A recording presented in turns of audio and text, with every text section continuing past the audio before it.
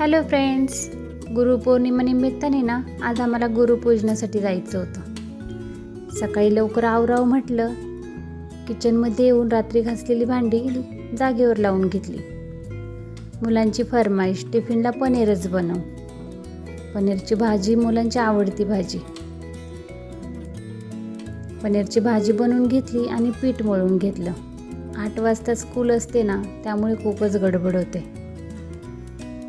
त्यात एक न चुकता करायला लागणारं काम म्हणजे दुधाचं पॅकिंग. गिऱ्हाईकांसाठी दूध पॅकिंग करूनच द्यावं लागतं. दूध पॅकिंग करून घेतली. दूध पॅकिंग झाल्यावरती चपात्या लाटून घ्यावे म्हटलं.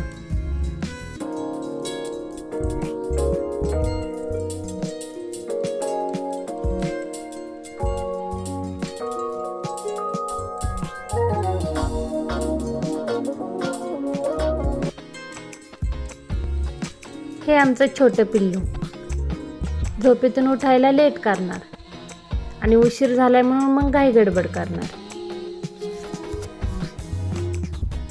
टिफिन भरायचा, नाश्ता करायचा, सगळा असा गोंधळ नुसता.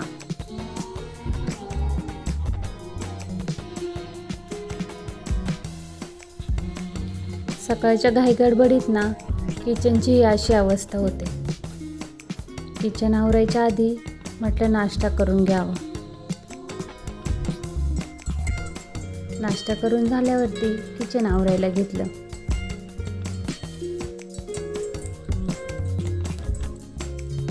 घरातली सगळी कामं आवरली आणि मग मी माझं स्वतःचं आवरलं आणि मग आम्ही निघालो गुरुपूजनासाठी.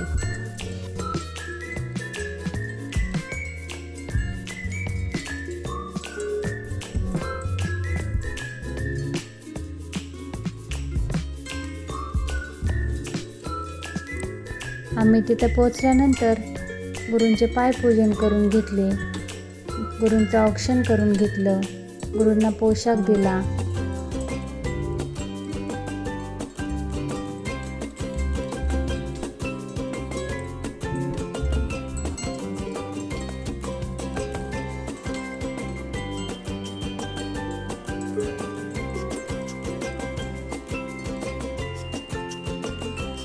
त्यानंतर गुरूंच्या देवींचं दर्शन घेतलं.